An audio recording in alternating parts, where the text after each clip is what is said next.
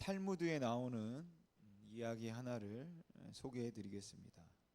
하루는 아브라함이 텐트를 쳐놓고 밖을 내다보면서 앉아 있는데 그때 거기를 한 노인이 지나가고 있었습니다.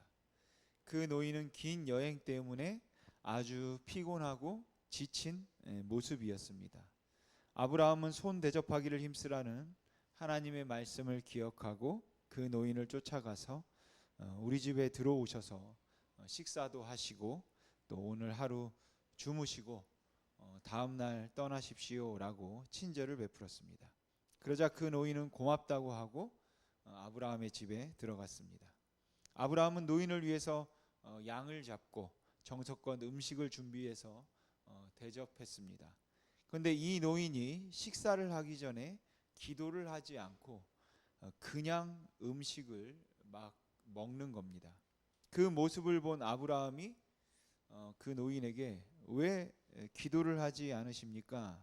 라고 물었습니다. 그러자 그 노인은 나는 하나님 같은 신은 안 믿습니다. 나는 불을 믿습니다. 라고 대답했습니다. 아브라함은 그 노인이 유대인으로서 하나님을 사랑하지 않고 또 기도하지 않고 밥을 먹는 그 불경한 모습에 너무 화가 나서 그 노인을 집 밖으로 쫓아냈습니다. 그런데 그날 밤 하나님께서 아브라함을 찾아오셨습니다. 그리고 아브라함에게 물었습니다. 아브라함아, 그 나그네는 어디 있느냐? 아브라함이 아주 자신 있게 대답했습니다. 그 사람이 하나님을 섬기지 않는 불경한 자여서 제가 쫓아냈습니다. 그러자 하나님께서 아브라함에게 이렇게 말씀하셨습니다. 그는 나를 싫어하고 거역했어도 내가 80년 동안을 참았거든. 너는 그를 하룻밤도 참을 수 없었느냐? 여러분, 우리가 다른 사람들을 무시하거나 다른 사람들에게 화를 낼 수 있을 때는 그렇게 화를 내는 것이 정당하다고 생각할 때입니다. 그래서 용서하는 것이 불의하다, 불의라고 생각하면 용서할 수 없습니다. 그럼 어느 때 용서가 불의하다라고 생각이 될까요? 어느 때 우리가 사람을 사랑할 수 없을까요? 아마도 우리는 하나님을 욕하고 무시하는 사람들이 있다면 그 거룩한 하나님의 이름 때문에라도 하나님을 욕한 사람은 용서해서는 안 된다, 이렇게 생각을 할 겁니다.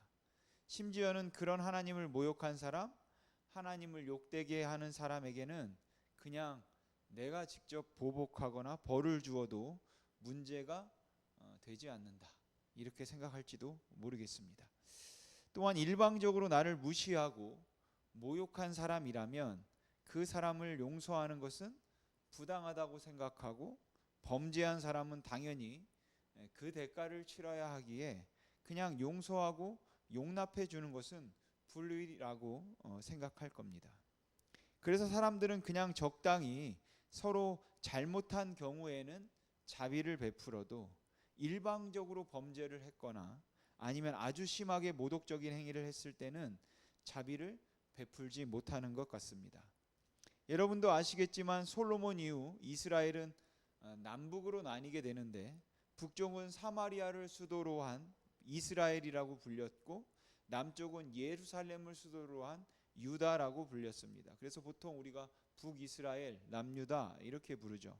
이렇게 분열되었기에 서로 사이가 썩 좋았다 이렇게 말할 수는 없을 겁니다. 그런데 정말 결정적으로 서로 싫어하게 되는 계기가 생기게 되죠. 바로 멸망 이후에 그렇게 되는데 아수르에게 멸망당한 북이스라엘의 사마리아에 아수르가 의도적으로 이방 사람들을 이주시킵니다. 그리고 그때부터 사마리아는 히브리인과 이방 사람들이 혼합되어 살게 되고 다음 세대들의 혼혈들이 생기게 되죠. 그래서 유다 사람들은 사마리아 사람들을 혐오했습니다. 그러니까 사마리아 사람들도 유다 사람들을 싫어하고 무시하게 되죠. 그래서 그들은 서로 그렇게 싫어하고 왕래를 하지 않았습니다. 그렇기 때문에 유다 사람들이 남쪽에서 북쪽 그 갈릴리로 갈 일이 있다 해도 사마리아를 거쳐 지나가지 않고 우회해서 돌아갔고 사마리아 사람들도 웬만하면 유대 땅에는 들어가지 않으려고 했습니다. 그런데 예수님께서는 의도적으로 항상 사마리아를 지나서 다니셨어요. 예수님은 사마리아 사람들에게도 기적을 베푸셨던 적이 있었고, 사마리아 사람들을 사랑하셔서 일부러 사마리아에 들어가서 그곳에 있는 사람들에게 복음을 전한 적도 있었고, 또한 많은 사마리아 사람들이 또 예수님을 영접한 적도 있었습니다.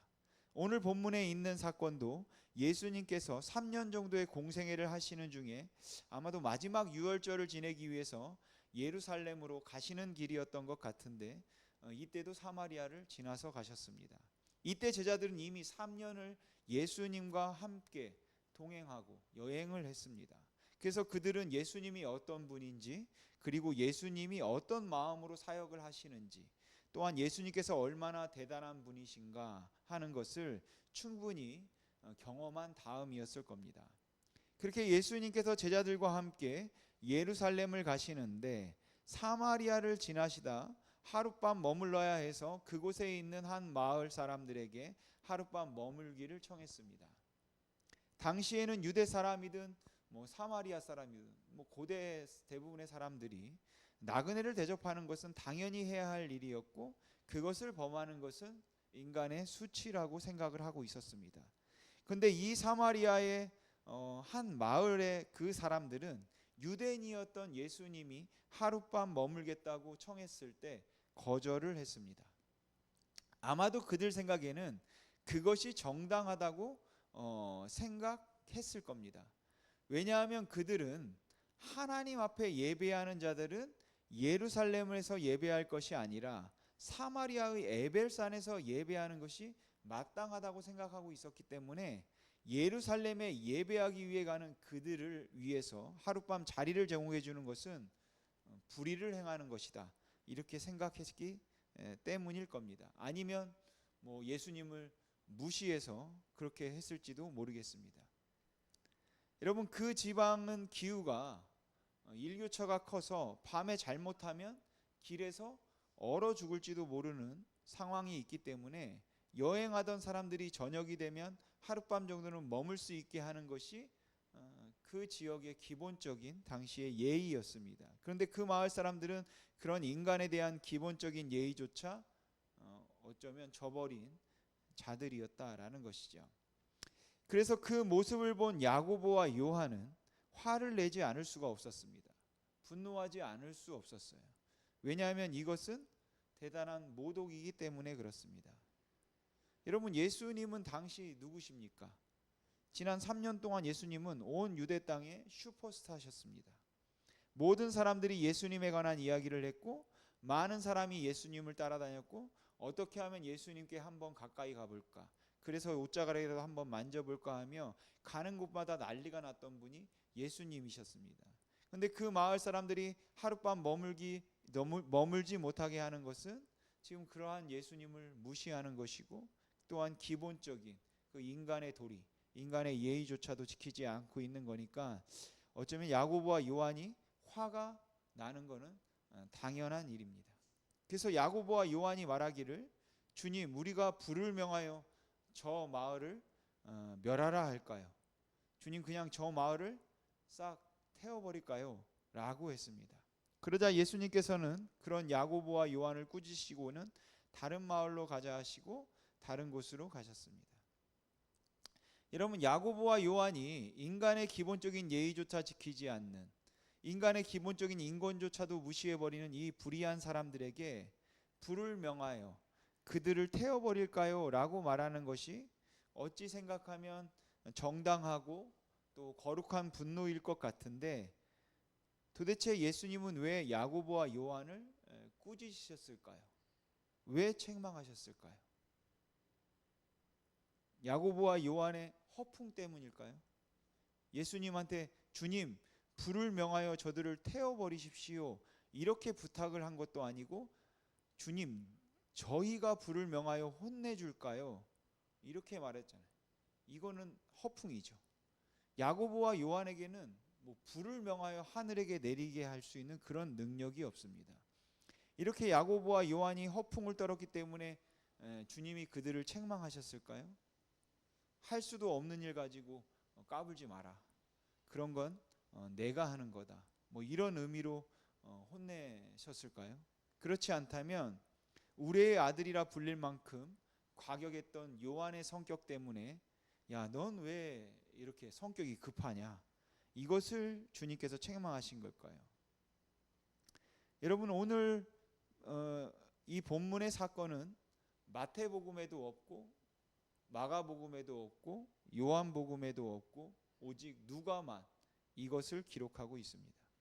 그래서 드는 생각은 이 사건이 누가에게 좀 특별하지 않았나 하는 그런 생각이 듭니다.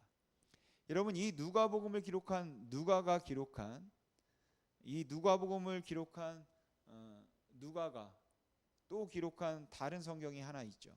바로 사도행전입니다. 거기 보면 이 요한과 관련된 재미있는 이야기가 나옵니다. 당시 요한은 초대교회의 지도자였습니다. 그런 요한에게 한 소식이 들려왔는데 사마리아 사람들 중에 하나님의 말씀을 받고 예수님을 주님으로 영접한 사람들이 있다는 것이었습니다. 근데 재미있게도 사마리아에도 복음이 전파되고 예수를 믿는 사람들이 있다는 이야기를 예루살렘 교회가 듣고 회의를 해서 사마리아에 사람을 파송하는데 그때 파송된 사람이 요한입니다. 그렇게 요한이 사마리아에 갔습니다. 그리고 사마리아에서 회개하고 예수를 주님으로 영접하는 사람들을 보았죠. 그리고 요한이 그들에게 안수하자 그들에게도 성령이 임했습니다.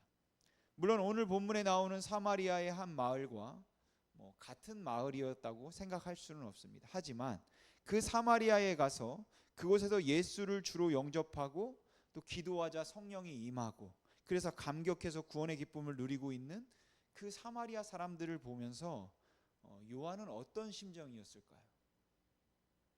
몇 년 전이죠. 지금 이 사건은 예수님을 영접하지 않았기 때문에 불로 저들을 멸하여 버릴까요? 라고 말했던 그 요한이, 저런 불의한 자들은 도저히 용납해서는 안 된다고 생각했던 그 요한이 바로 그 땅에 복음이 전파되어서 그 복음을 통해서 회개의 역사가 일어나고 예수를 구주로 영접하고 성령이 임하는 역사를 목격했을 때 그의 마음은, 그 요한의 마음은 어땠을까요?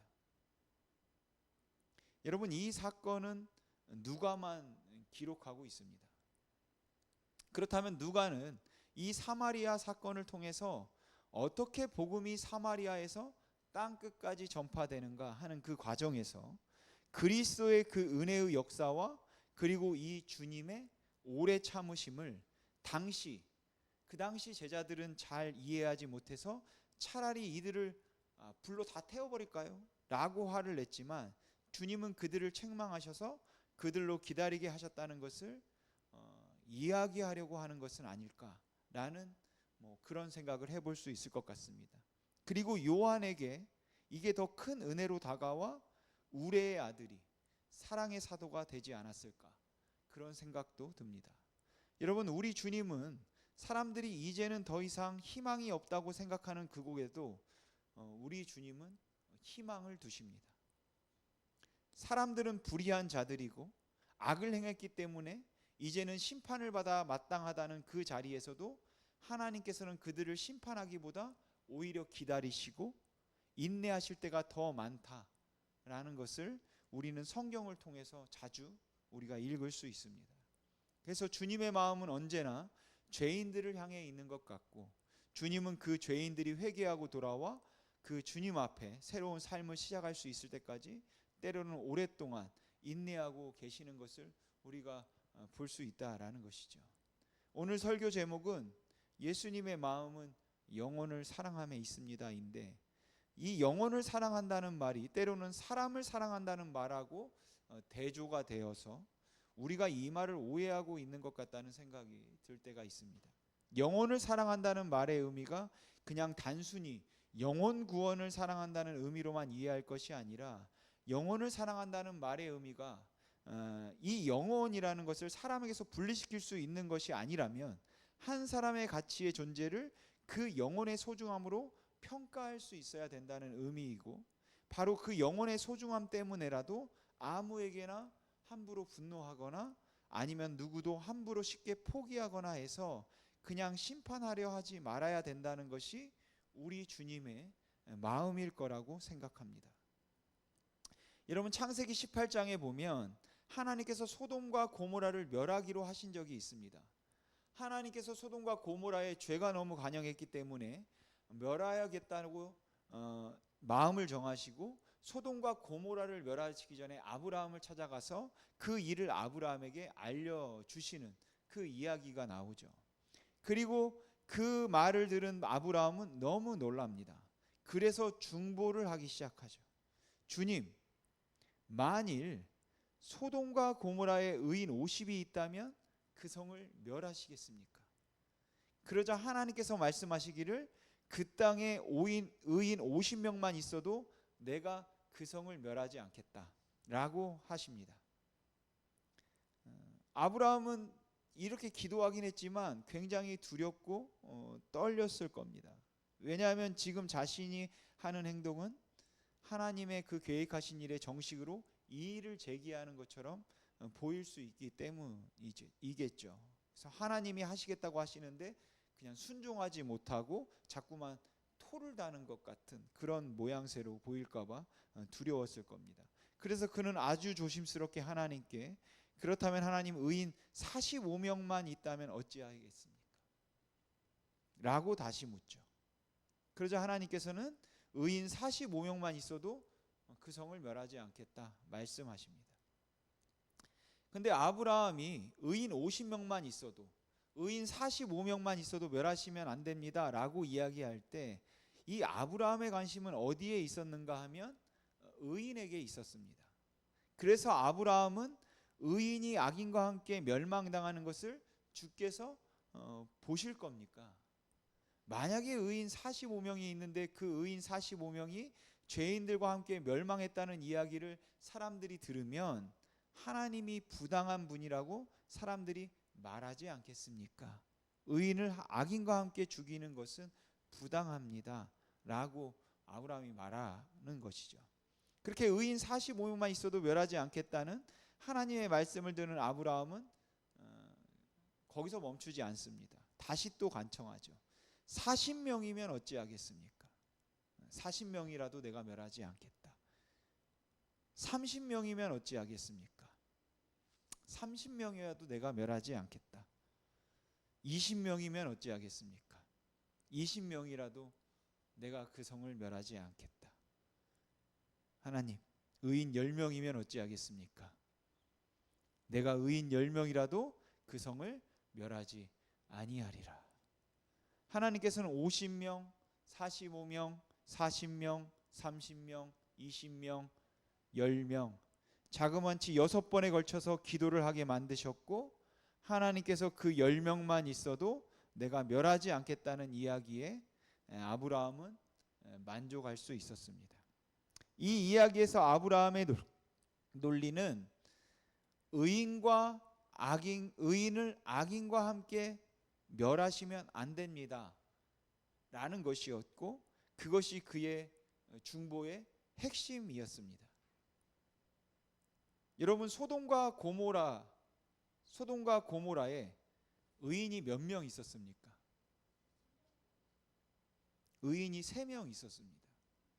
그 소돔과 고모라에서 3명의 의인, 롯과 그의 2딸을 제외하고는 다 죽었으니까 의인이 3명 있었죠.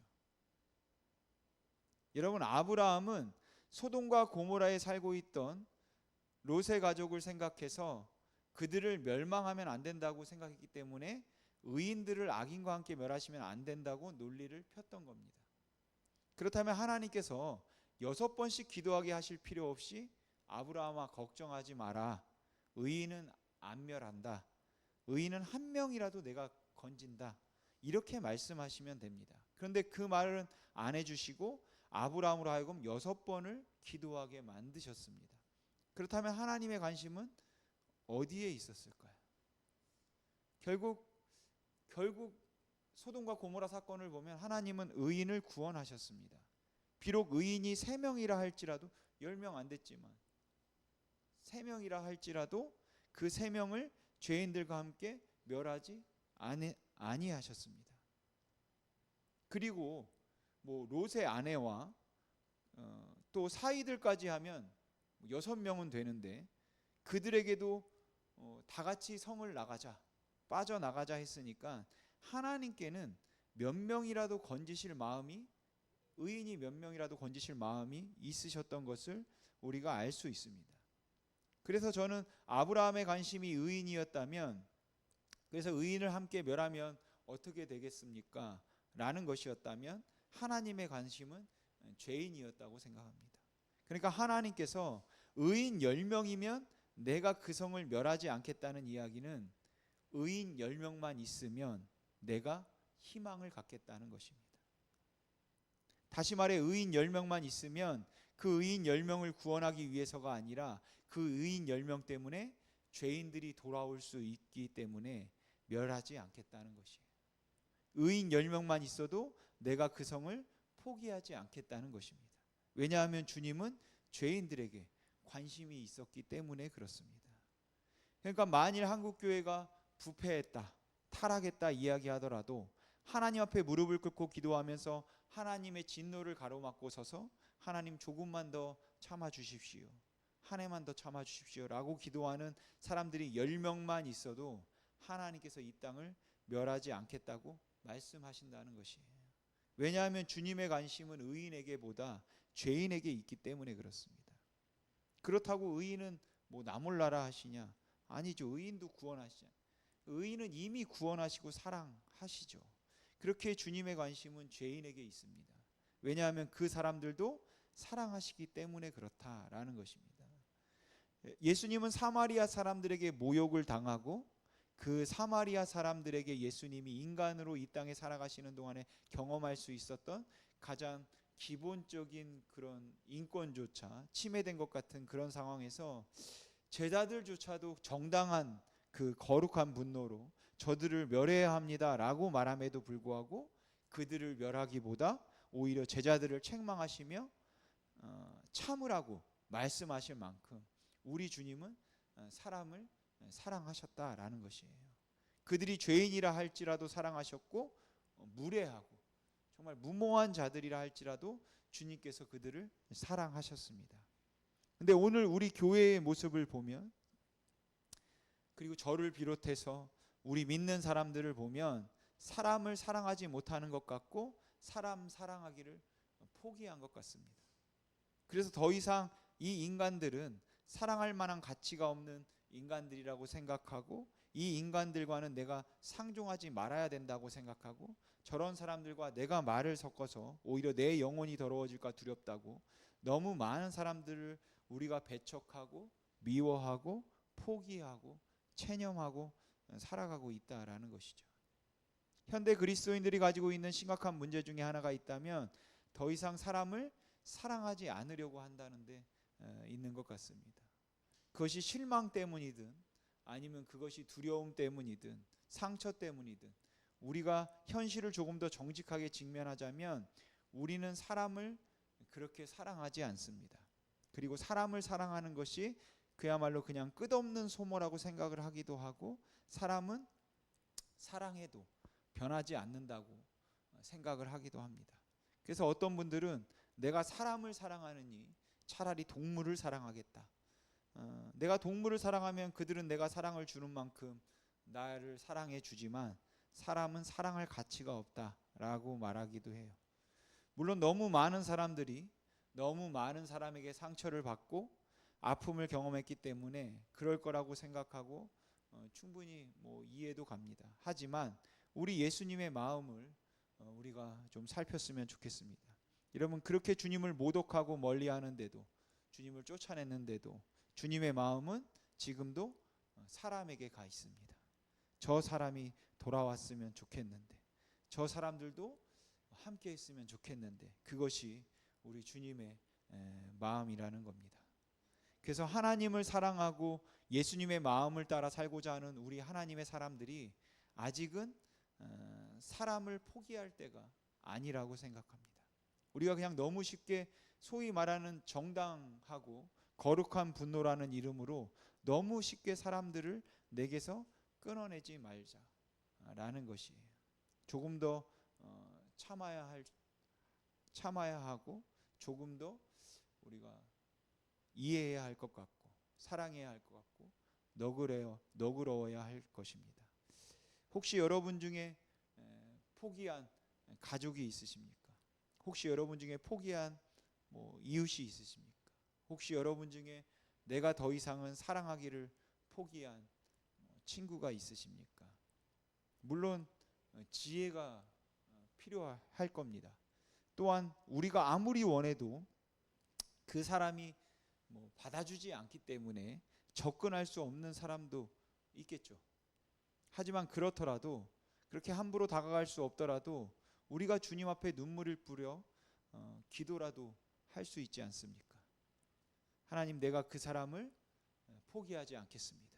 하나님께서 그에게도 은혜를 베풀어 주셔서 하나님께서 그를 돌이킬 수 있다면 제가 감히 하나님이 용서하실 수 있는 자를 먼저 포기하지 않게 해주시옵소서. 먼저 정죄하지 않게 하시옵소서. 그것이 우리가 해야 될 기도일 거라고 생각합니다.